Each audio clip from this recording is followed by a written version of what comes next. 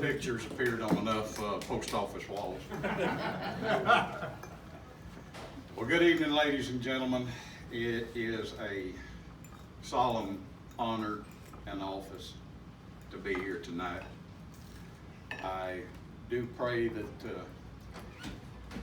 the words that come to you tonight are blessed by the great architect of the universe, and that you will take them to heart.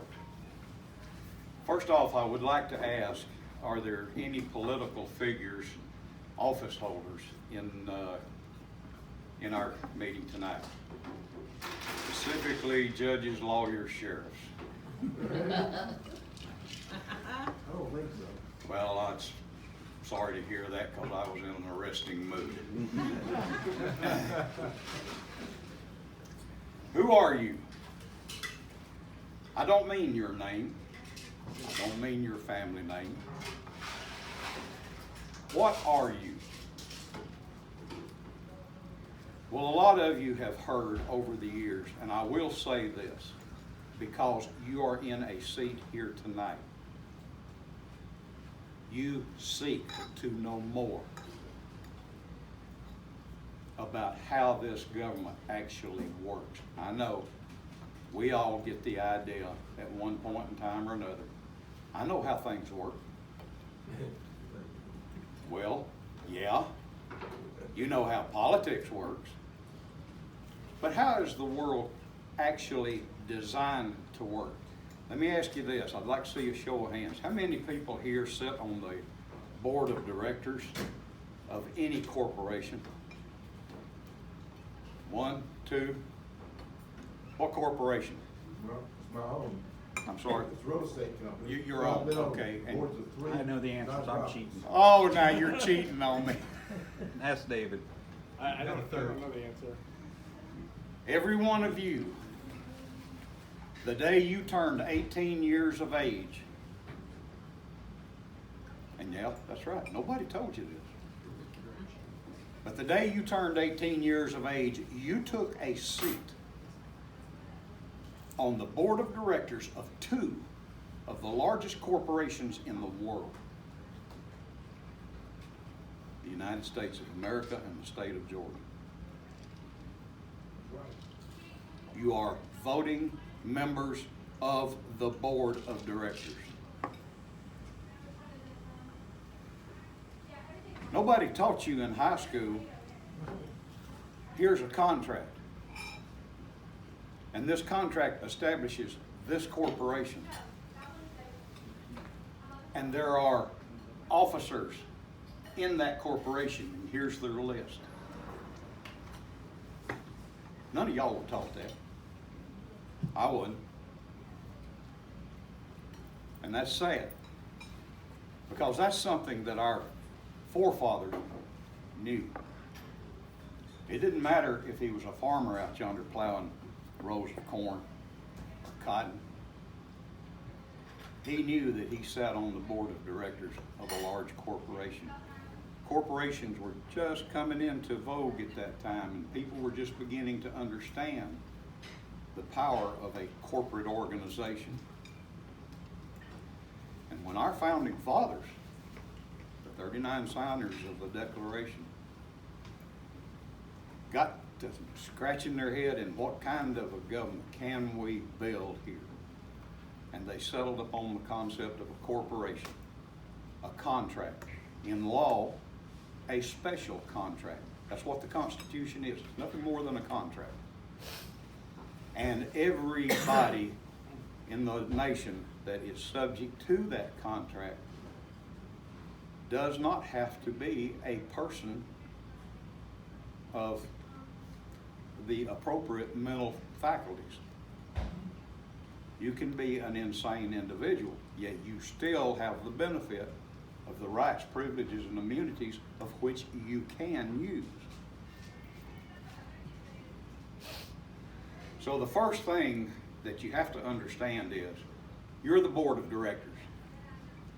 As the board of directors, every 2 years, you go to the polls and you vote, along with the other board of director members, who you want to serve you as a sheriff, commissioner, right on down the line, dog catcher. No, scratch dog catchers. They're not elected officers. But then there's the president, your congressman. And if those public servants, even though they're good old boys and girls, they smile every time they see you, even if you didn't vote for them, they slap you on the back, how's it going? How's little Johnny? Oh man, I saw Johnny playing in that football game the other night. Oh man, he was great. Whatever it takes to keep you in a good frame of mind. But here's the problem. What would happen if all of a sudden your servants turned against you? Anybody remember some of the arguments or learning of some of the arguments about what started the Civil War, the War of Northern Aggression? A little bit. You know, Tariffs? Southern tariffs is exactly what that was about. Tariffs and the federal government staying on a piece of property it no longer had title to. Over in South Carolina, over in Charleston Bay. But what happens when these servants turn against you? When you become persecuted because some legislator, some district attorney, assistant DA, some judge, some sheriff just doesn't happen to like the way you part your hair, or some comments you made in the courthouse last week. What do? Well, up till now, you've been tucking your tail and going home. Well, that's not what you're supposed to be doing. Because every public official is a subject not only to the law, but to your sovereign will. Before you get carried away about somebody standing up here before you and preaching, oh, we're all sovereigns and we don't have to obey the law. No, that's not what I'm talking about. The Supreme Court, no less an authority than the Supreme Court of the United States, several times in the history of that body, has proclaimed the fact that citizens are the true sovereigns in this nation. And the reason for that is because Congress realized, oops, we made a slight mistake. We forgot to guarantee the natural rights of our citizens. And whatever government we establish must protect that. So not only are you sitting on the board of directors, but you are a sovereign board member. But do not think for a minute that your voice alone is going to change the world or attitudes within the county, the state, or the nation. But the voices of many people arguing for the right will make might.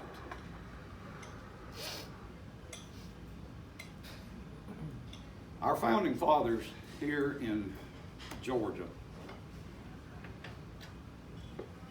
after adopting the United States Constitution, decided, well, what are we going to do about this grand jury? Now, the grand jury came here and landed at Yamacraw Bluff with Oglethorpe.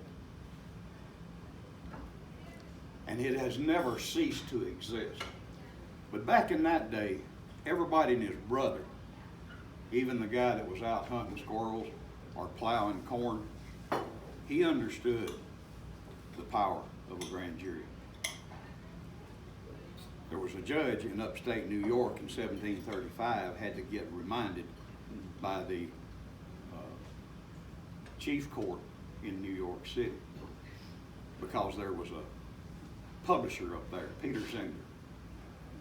And Peter Zenger, being a publisher, he just kept rolling the presses and printing everything that the colonial governor was doing that was illegal and immoral.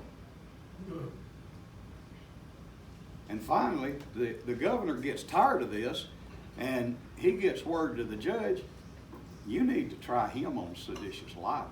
Well, back then, seditious libel was, to paraphrase it, I'm not going to give you the exact phraseology, but to paraphrase, if you can't criticize the government, and if you do, the greater the truth, the greater your crime.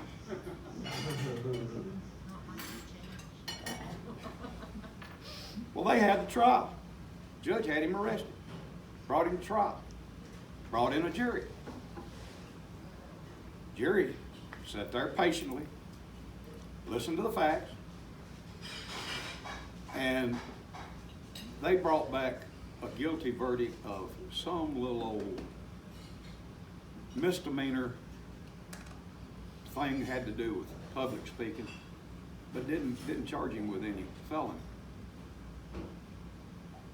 And the judge didn't like it. He sent them back. Here's the judgment you're going to bring in. You're the jury. You're going to bring back this. And they came back, and this time he'd gone too far. Because this time they come back and said, no, he ain't guilty. Now the judge is really mad. Judge sends the jury and Mr. Zenger to the dungeon. And they stayed there until they paid a fine and changed their verdict. 9 of those jurors did not pay the fine and did not change their verdict. Fortunately, Mr. Zenger's lawyer runs over to New York City to the High Court of Pleas and files a petition. And the High Court of Pleas chastised the judge for telling the jury how it was going to vote. Our founding fathers remembered, this is just one of the things that our founding fathers in the Constitutional Convention and in the Congress remembered. And today we have truth is a defense to any crime, any allegation of a crime. Truth is a defense.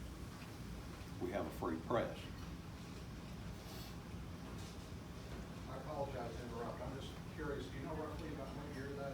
I'm sorry, what? I'm sorry to interrupt. No, go ahead. I'm just curious if you remembered it around what year that happened. 1735. 1730. Yeah, 1735. Thank you. Yes, sir.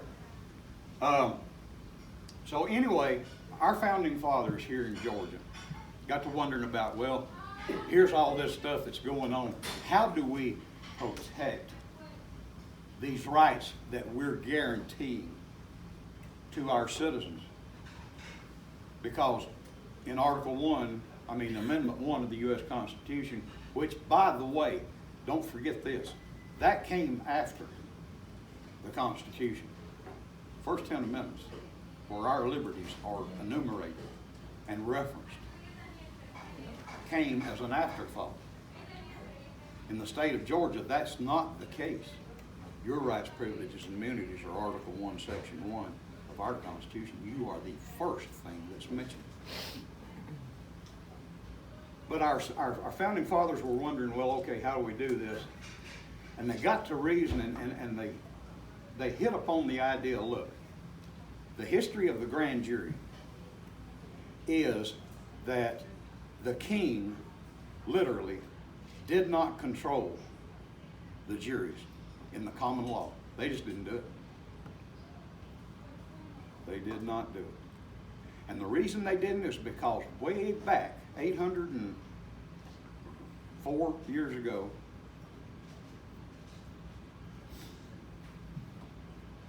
June 25th of, 10? No, it wasn't 1066. Whenever the Magna Carta was signed. 12. King John made it real plain in Articles 54 and 63. If any subject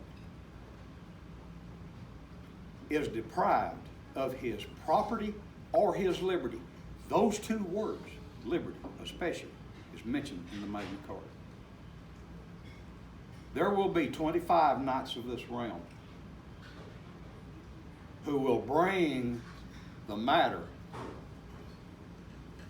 to our justices, who will decide the matter. Not the king. Not the king.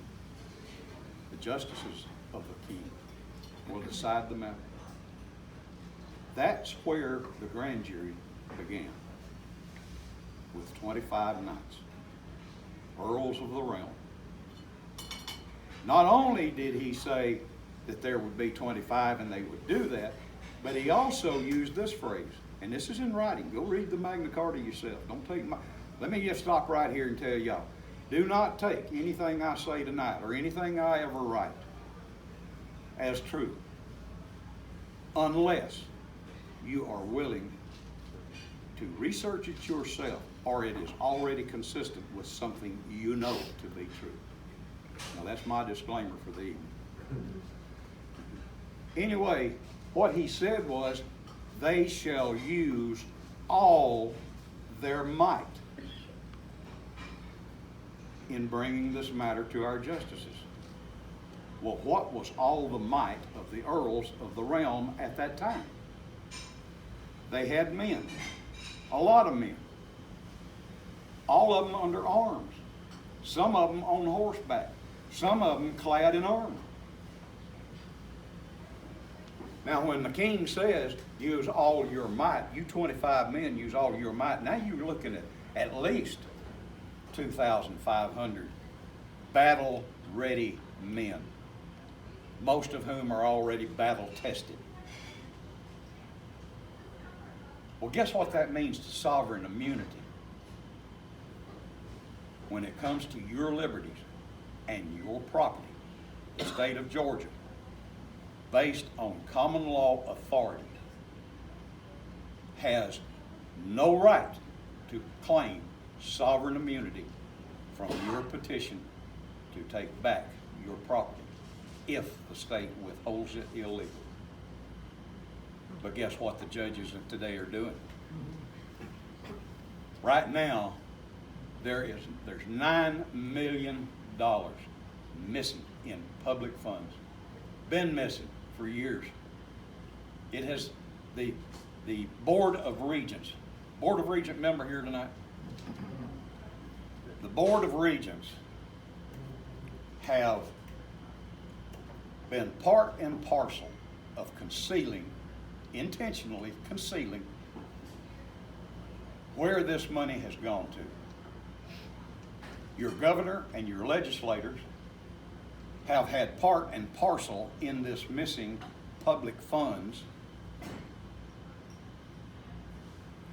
because they will not force an accounting of that account. Perimeter College down in Forsythville. We have the Anthony Tripoli case. This is the Anthony Tripoli case. So now let me get back to the grand jury and what our founders decided. Our founders decided that the one thing that could keep errant politicians on the straight and narrow was to know for a fact that if they stepped across the bright line of the criminal statute, criminal code, they could be indicted by a grand jury, sent to a trial of their peers, and if convicted, sentenced to a penitentiary. And they thought, hey, this is a great idea. And who are we going to give this power to? We're going to give this to the grand jury. What'd they do? They reached over into the common law and they picked up the grand jury, fully clothed, every power, every authority they had ever exercised and known to the common law, and they set it down in the Georgia Constitution. And then they went on and did one other thing. They said, in a criminal matter,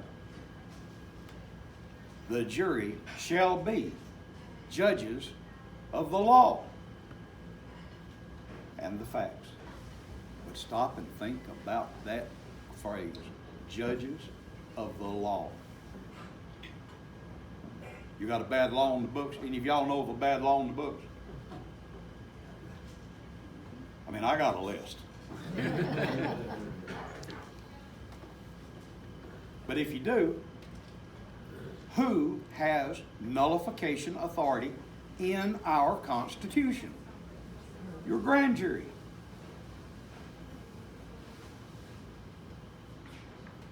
Let me put it to you this way. In the hierarchical structure of power in the state of Georgia. Now, by the way, I'm not talking about a grand jury in Kansas, Nebraska, state of Washington, Washington, D.C., Illinois. God rest those people's soul in Illinois. Their grand juries are children of the legislature, so you can have no faith there. But in Georgia, Georgia is unique. We are unique among the 50 states. There's one thing that our legislature has not yet done, and our grand juries have not yet commanded them to do it, and that is to create verbiage in our law which says every citizen shall have the right to petition the grand jury. Well, our legislators are probably thinking, well, we don't need to do that. That's already case law precedent.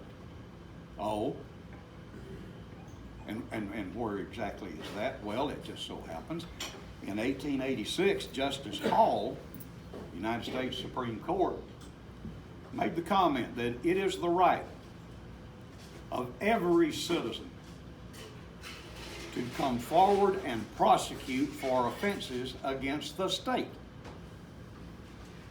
And then he went on, and if he does not wish to prosecute, he may inform the grand jury or any member thereof, whose duty it becomes to inform the others, and in any event, it is their duty to investigate. 1886. Now here's what lawyers, here's where I need to touch upon a concept. It's called deceptive advocacy. Deceptive advocacy is a situation in which, and lawyers and judges have no equal in their ability to do this. They will tell you enough of the truth to make you believe the lie they're fixing to tell you. Now, what they will look you in the eye and with all seriousness upon their countenance, they will tell you that was dictum. If you understand nothing else about the law, you need to understand judges don't have to comply with dictum. That's the truth. If they say those words to you, that is the God's honest truth. What will they not tell you? Well, what they won't tell you is this. That in 1940 in Illinois v. Parker, the Supreme Court of that state had the exact situation occur. And in that case, it was a case of first impression. They'd never had it before. Never come to the Supreme Court before. What they do? Well, they decided we don't have a law covering it, but let's go look at the other states. Well, how are the other states handling this citizen just walking into a grand jury and saying, hey, here's the evidence that John Doe committed this crime, y'all investigate it? They didn't know how to handle that. So they look at the other 50 states. They specifically mentioned Henry Lester for the proposition that it is the law in the state of Georgia that a citizen may go uninvited before the grand jury. That means you invite yourself. You know some public official who's violated the law, take that information and give it to the grand jury. Go home, get a good night's sleep. They're supposed to take care of it. Now, what do you do if they don't? That's another lecture. That's another hour. But there is a remedy. And the remedy is found in the case of Cohen v. Virginia, where the Supreme Court made the comment and the observation. The one thing a grand jury cannot do, it may not violate any valid privilege, whether established in the Constitution, the statutes, or the common law. So if you have a right protected under either of those three documents, a grand jury cannot ignore you. They've got to hear. Now, what they do with what they hear, that's their business. That is their judicial discretion. Oh, judicial discretion. When the legislation, when the people of the state of Georgia said, this is the grand jury, this is the way we want it worded, and we'll have nothing else. When they said, in criminal cases, they shall be the judges of the law. They weren't talking just about the grand jury. They also were talking about criminal trial juries. But when they use that term, judges of the law, they made a grand jury an Article I court of inquiry. If you are seated as a grand juror, you're a judge. Just like your superior court judge.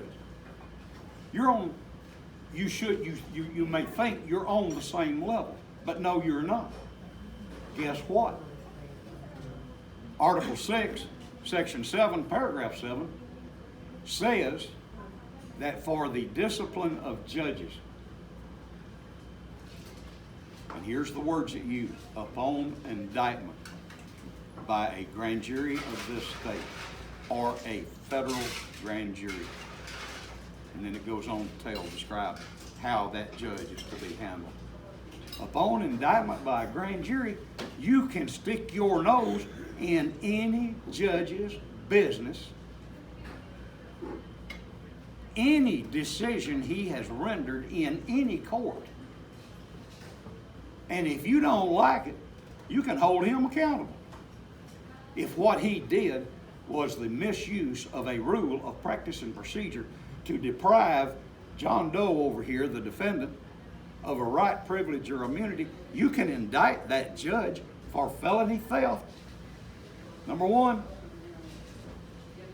And number two, you can indict him for another felony, violation of his oath of office. That's 5 years. That one alone is 5 years. Now, is the theft by taking of a guaranteed right? Is that a felony or a misdemeanor? How do you know? Well, for it to be a felony, it's got to be over $5,000 in value. Do any of you know, any of you by any chance know what your freedom of speech is worth? Who knows? Oh,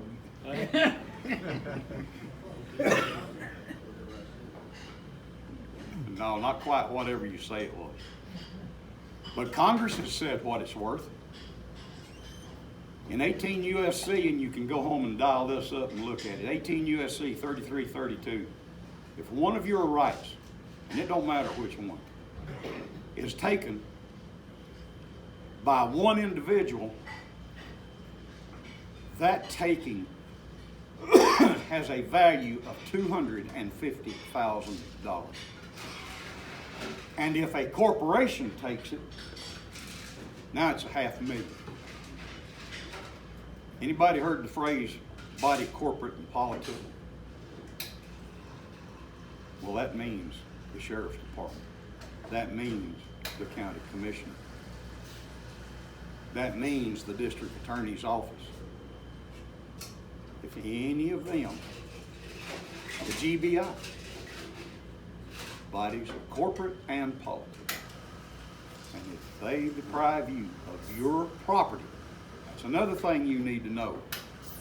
Go turn in your code books or get on the internet, look up OCGA 1613, subparagraph 13. It defines property as being anything tangible or intangible of value. 16-1-3, subparagraph 13. And subparagraph 11 tells you about corporate and natural persons. So you're a person, you have what's, when it comes to constitutional rights, those are referred to in legal parlance as liberty interests. It is still your property. It is something we all own collectively, but it's each individual's right to choose whether or not you want to use it. The grand jury does not know of any human being on the face of this earth they cannot reach out and touch. Now I know judges and lawyers, they're going to tell you, all jurisdictions, county line, right over yonder. Grand jury can't go beyond that. Well now, there's another part where judges and lawyers will tell you enough of the truth to make you believe a lie. Because that's true. Pointing over there to the county line, that's true. That's where their jurisdiction ends. Until a crime is committed that has an illegal effect in your county. Was it you a while ago that mentioned Mr. Woodall voting against Obamacare? Who did that? Who did that? Aha, we have a confessor over here.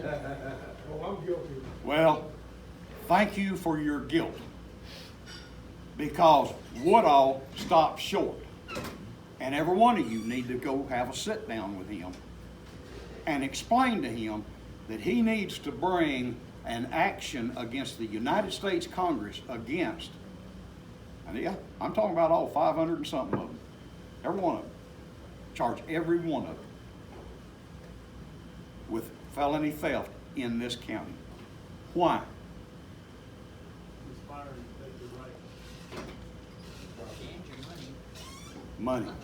Money. That's exactly right. Money. Because when that bill was first passed, it told IRS, you go down into Gwinnett County, Georgia, DeKalb County, Georgia, Bartow County, wherever you need to go, and you find employers who have employees who do not even want insurance. And you will take from them, you will tell that employer to take from them X number of dollars every pay period and send it up here to the United States Treasury, and it will be earmarked to pay for the insurance that they don't want, and we'll give it to somebody else who can't afford it. Now, what is the first thing you think about when you hear unlawful taking of property? Think about the Fifth Amendment. No property shall be taken for a public use without just compensation. Congress violated the law. And the violation of that law created a violation of Georgia's theft by taking statute. Now my question is, how come all of the Georgia congressmen haven't hiked their fannies into a grand jury anywhere in this state? All 159 grand juries in this state have jurisdiction to hear this. Rock the boat, baby. Yep. They probably don't know the Georgia Constitution. Well, they don't know. That's the problem. They're dumber than dirt. Now there's two things I will not vote for: an unindicted felon and a politician that's just plain out dumb. Aren't they one and the same? Sometimes you're correct, they're one and the same. But stop and think for a minute. Our president, excuse me, our CEO in chief, and it's about time we had one, in my opinion. I don't know what opinion y'all hold, but he wants to clean out the swamp. I'm not too hot on cleaning out swamps. I grew up around them. Darn good hunting places. Excellent place for target practice.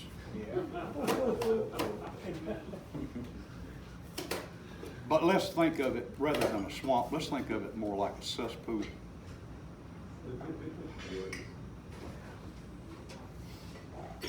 Now, what are you going to do about it? What can you do about it? You have a guaranteed right to go en masse. What? How many we got here? 10, 20, 25. Every one of you tomorrow morning, walk in the courthouse, walk right into the district attorney's office, and tell the district attorney, you know who the foreman's name is, you know his phone number. Call him, tell him we want to talk to him. What, y'all? I ain't gonna do that. What do y'all want to talk to him about? That's none of your business. That's case law. Henry Quarles, 1785. Anyone who reports a crime against federal law shall have privileged communication with the person to whom, the official to whom they are reporting the crime. It is privileged. Your communication with a grand jury is a privileged communication in the law. The judge, Superior Court judge, has got no business asking you in the first place, and if he does, you tell him he needs to get back in his office and tend to his judicial business, because you ain't part of it yet. If your district attorney tells you, oh, you can't just walk into the grand jury, I'll have you know I'm the gatekeeper. You have 30 seconds to show me in the law where you are charged with the responsibility of being a gatekeeper. And if you're still in my way, I'm placing you under citizen's arrest. You will go to bookend.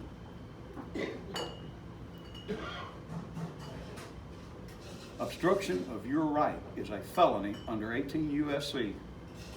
251 and 252. That's a federal crime. For a judge or a district attorney to tell you, you ain't getting to the grand jury, well, they do it. How do I know they do it? There are 7 district attorneys I can look at today, and I'm sorry, 8. I just had another one, 8. There are 8 district attorneys in this state. I will look them in the eye and tell them, you're an unindicted felon. And as soon as I get my foot in front of your grand jury, they're going to know why. They're going to know the crime you committed and the elements, the evidence proves. And then you can take your chance. Or you can resign, go home, don't ever bother running for front of their office of public trust. 8 of them. What did they do? They kept a citizen from going to a grand jury and informing them of a crime committed by a public official. What's the most recent? 2004, young lady gets divorced. She and her husband have a rather amicable settlement. The husband gets to keep the daughter. The ex-wife goes and joins the military. She is trained.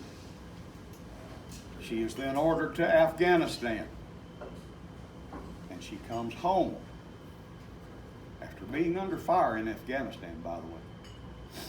I mean, that wasn't no walk in the park. I mean, that was ducking bullets.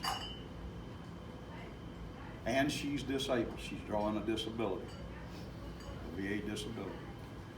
The husband finds out that a charitable organization in Chattanooga, Tennessee found out about this disabled vet, her new husband, their 2 sons, and they decide, we're going to give this lady and her family a house. And they do that. They sign over to the deed. Didn't cost her a dime.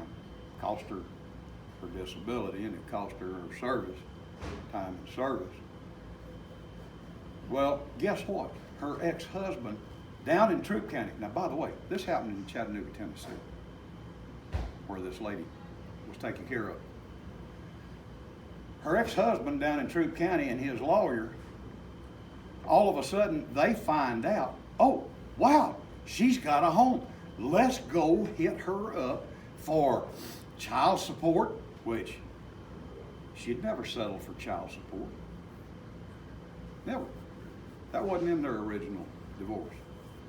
The only thing she was liable for in the original divorce was 1/2 of the unreimbursed medical expenses for the child. And that came to like $40, $50 just several months ago. But they want to go get $26,000 of her, most of which was attorney fees. Well, Dad, blame it, we can't get her back in here to Troup County. How in the world are we going to do this? Well, it just so happens that, disregarding the Georgia Constitution, an old judge down in Troup County back in 2011 held a hearing for her ex-husband and his attorney. And they tried, and were told that she had been served at her home in Florida. Now, she's not a resident of the state of Georgia, but what they want you to try and believe is, oh, well, the long-arm statute can reach out there and touch her and bring her back to Georgia. Well, no, it don't work like that. And it don't work like that because the state of Georgia, the citizens of the state of Georgia, put a statute in our Constitution, Article 6, Section 2, subparagraph 3. All claims in equity must be brought in the county of the defendant. She's down there right outside Bartow, Florida, right outside Orlando. Did he pick up his divorce and take it down there, domesticate it, register it, and then proceed to go after her for this unpaid child support or unpaid medical bills? No. They talked the judge there in Troup County into issuing a contempt citation because she didn't show up. Well, the reason she didn't show up is because 2 separate process servers, both of them in Florida, did not put it in her hand. They testified they left it on the door at the residence the address for which they had been given. Well, guess what? That residence was 13 miles from where her house was. This is fixing to really get funny. You're going to love the ending of this. Okay, so what does the lawyer do? The lawyer takes this order of contempt. He gets another order signed, which is not an order, it is a warrant for contempt. And he runs down and files it in the sheriff's office.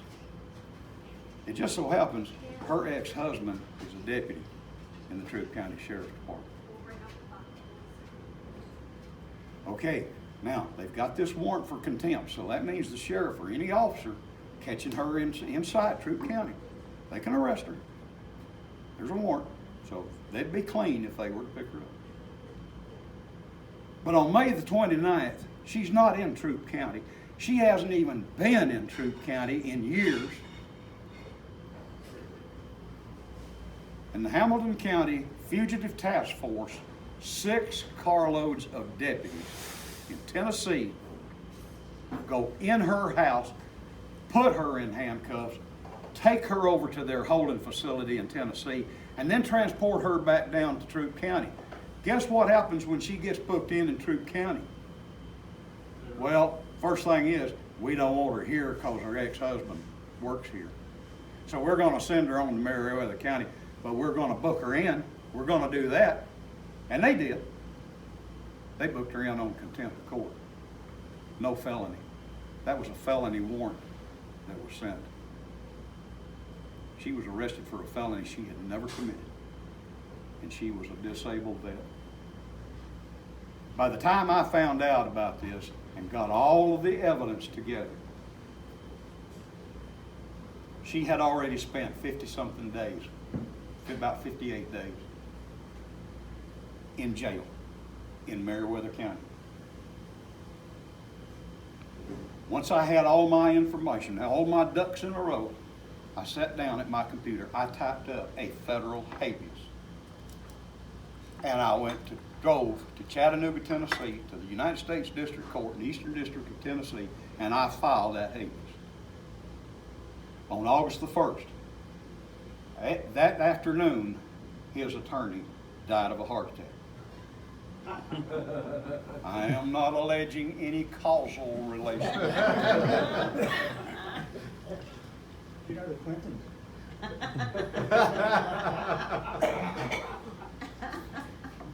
I made sure she received a copy of that so she could quit worrying about staying in jail.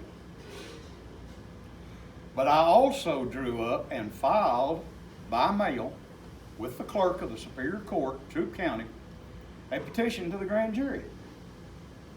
And in that petition, I alleged 3, possibly 4. I didn't know the lawyer was going to die. Take the easy way out.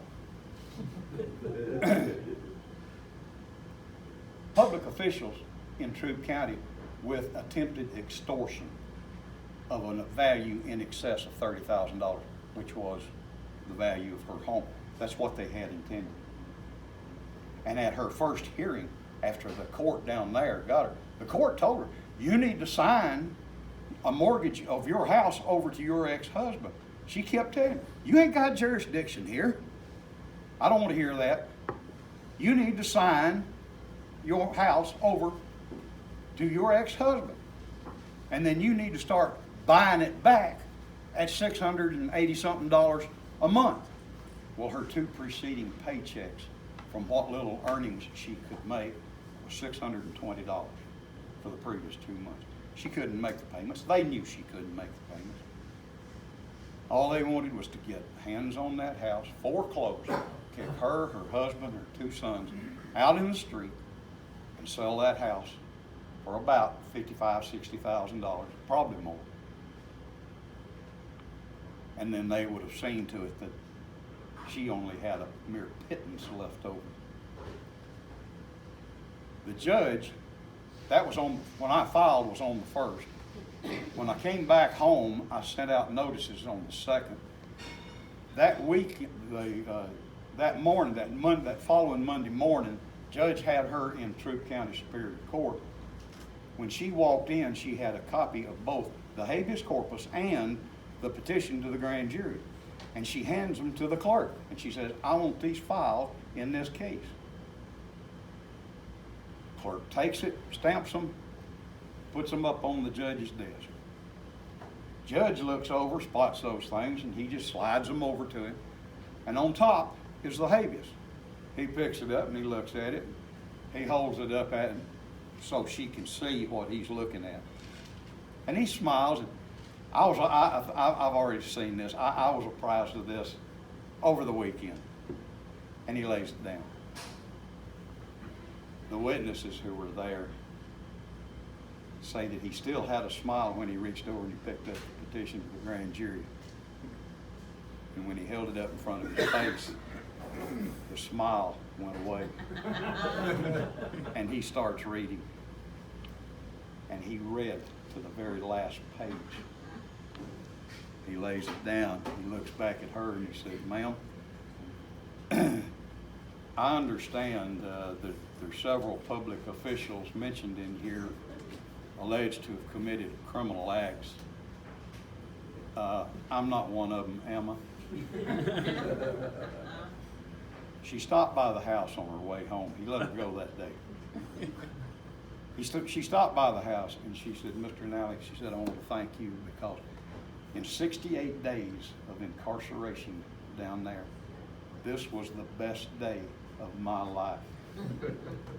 I got to look at that judge right square in the eye. Now keep in mind, she's a former soldier, a former MP.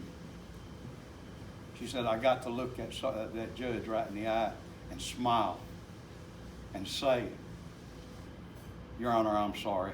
I'm not at liberty to divulge that information at this time.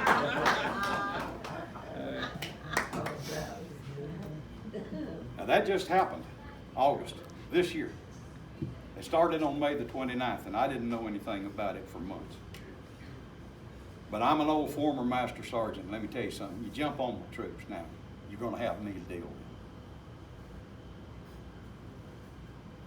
And I ain't going to brook any stupidity out of a judge who should have known he did not have jurisdiction. It's his job. The law requires, the very first thing a judge has to do is assure himself of his jurisdiction. And anytime equity takes a role in any court proceeding, the Constitution now trumps whatever the judge wants to do. Yeah, the judge may want to keep on hearing this case, but if equity is involved, the Constitution says you got to dismiss it if you don't have in personam jurisdiction. It has to be taken in the county of the defendant. But they don't care. And why don't they care? Because they know that we, the people, are dumber than dirt.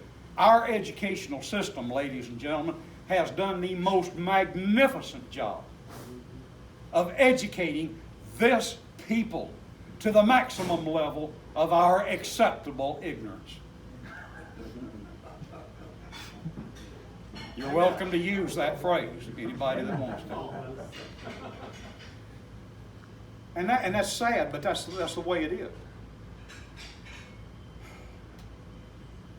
You need to understand the power of your grand jury. You need to understand your right to petition the grand jury. You need to understand your right to tell them freely everything you know about a particular situation. I don't care if it's rumors. Grand juries can start criminal investigations, their own criminal investigation,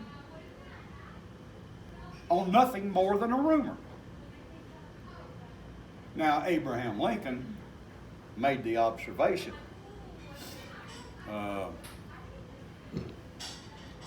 Cooper, there's a place up in New York where he gave a speech in, I think it was 1859. But he made the comment about persistently prosecuting, some words to the effect, persistently prosecuting a situation you know not to be true is nothing more than a malicious persecution. And he's right. But until you know it's not a fact, you have every right in the world to take whatever rumor you've heard, get it to one of the grand jurors, or get it to the grand jury as a whole. You can do that with a phone call to the foreman, a phone call to any of the grand jurors. You can meet one of them on the street corner and say, hey, I want to tell y'all about this. Schedule me a date and time. That's, by the way, that's the job of the grand jury foreman, not the district attorney. The grand jury foreman job, he's the chief judge of that tribunal of judges. And his job is to schedule the affairs. And just so you know, I hate to tell you this, but just so you know what's going on in this state right now, I've already told you there's 8 district attorneys. There's fixing to be 9. Excuse me, fixing to be 10. Because this is rumor. What I'm fixing to say is rumor. I am satisfied as to the veracity of the information I've received. But in Chatham County, the district attorney and an assistant district attorney intimidated the present grand jury into not seeing the evidence that's ready for presentment to them in a case where a law enforcement officer shot a 38-year-old black man 6 or 7 times, twice in the back. Twice in the back. Because the foreman is a black preacher. The foreman of that grand jury is a black preacher.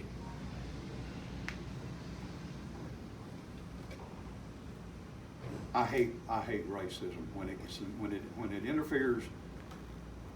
I hate racism, period, but when it interferes with justice, now it's time to bring out another criminal statute in the state of Georgia. And that is the statute of treason. Treason in this state is a death penalty case. There are 3 elements. You only have to prove one. Giving aid and comfort to an enemy is the only one you need to prove. Indict district attorneys, indict judges who abuse the power of their office to keep your evidence from a grand jury, and indict them for treason because they are doing nothing more than concealing the crimes committed by enemies of this state. Your enemies. When I say this state, I'm talking about you. Anybody got the time? 8 o'clock? 8:01. Okay, I guess I've been running my mouth an hour, so it's time for me to wrap this up. I'm sorry, there's a lot of other things that I wanted to tell you, ladies and gentlemen. Come back again. Well, I would be greatly honored to do so. But in the interim time, if any of you have any need to be acquainted with more of what the grand jury can do, get in touch with your president, or get in touch with this guy, or better yet, listen in on Saturday morning, and if you got a question, call in. And we'll build up his program. Judge Nally is going to be one of the featured guests about that case. Oh, that's right. That's right. Next week. Next Saturday, not this. The Saturday. 13th. 13th. There's a young black guy down in Waycross, Georgia. Bless his heart, he went to law school. And He's still okay. and believe it or not, yeah, he is okay. And the reason he is because he had the good sense to preserve his personal integrity by not getting a bar license. The state bar does not control him. And he is a pain, a royal pain in them corrupt judges down in South Georgia. And he's even worse. I sent out a paper that I had written about the power of the grand jury and citizens' access. And he got a hold of a copy of it and he read it. And boy, he was on the phone. Judge, they never taught us this stuff in law school. I know. They educated you to the maximum level of your acceptable ignorance. Yeah, they did. Will you adopt me? Sure, son. Come on up.